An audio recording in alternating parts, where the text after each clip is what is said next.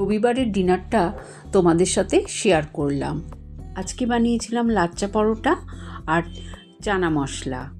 এটা খেতে আমার ছেলে ভীষণ ভালোবাসে। পরোটাগুলো তো ভেজে নিলাম, আর চানা মশলাটা আমি দুপুরবেলায় বানিয়ে রেখেছিলাম, রাতে খাবার সময় ভালো করে গরম করে দিলাম।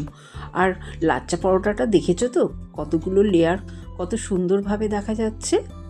এই লাচ্চা পরোটার রেসিপি আমার চ্যানেলে দেওয়া আছে, তোমরা অবশ্যই দেখে নিও। আর চানাটাও আমি সারা রাত ভিজিয়ে রেখেছিলাম, তারপরে প্রেশার কুকারে নুন, হলুদ, পরিমাণ মতন জল দিয়ে সিটি দিয়ে নিলাম।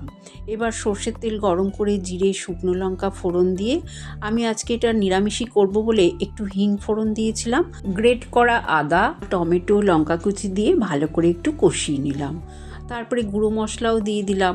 আমি একটা বোলের মধ্যে জিরে, লঙ্কা, হলুদ, ধনে, অল্প একটু চিনি দিয়ে ভালো করে মিশিয়ে রেখেছিলাম, দিয়ে দিলাম। আর 4 চামচ টক দই দিয়ে মশলাটা ভালো করে কষিয়ে আমি চানা দিয়ে দিলাম। সেদ্ধ করা চানা জল সমেতই দিয়েছি, স্বাদ অনুযায়ী নুন দিয়ে ঢাকা দিয়ে কিছুক্ষণ রান্না করে নিলাম।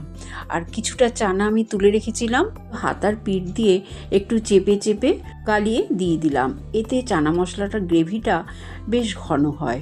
নামানোর আগে খোলায় জিরে, ধনে, শুকনো লঙ্কা ভেজে সেই গুঁড়োটা দিয়ে দিলাম, আর ধনে পাতা দিয়ে দিলাম। এইভাবে নিরামিষ চানা মশলা বাড়িতে একবার বানিয়ে বলো কেমন লাগলো।